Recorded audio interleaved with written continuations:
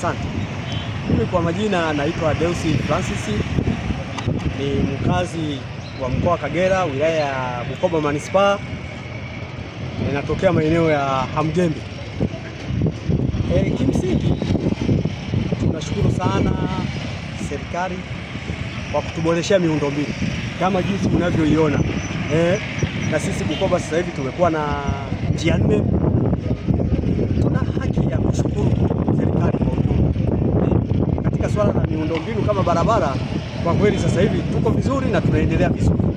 Maana ukiangalia Uganda Road ndio hii hapo njia 4. Ukiangalia kila sehemu barabara zinatengenezwa hata za kwenda mitaani. Makaravati ambayo yalikuwa yanaleta shida na yenyewe vile vile yanatengenezwa.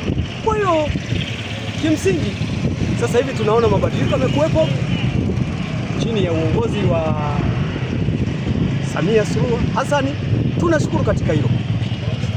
Manake barabara sasa hivi ambazo hata zilikuwa zimesahauliwa sasa hivi zinatengenezwa.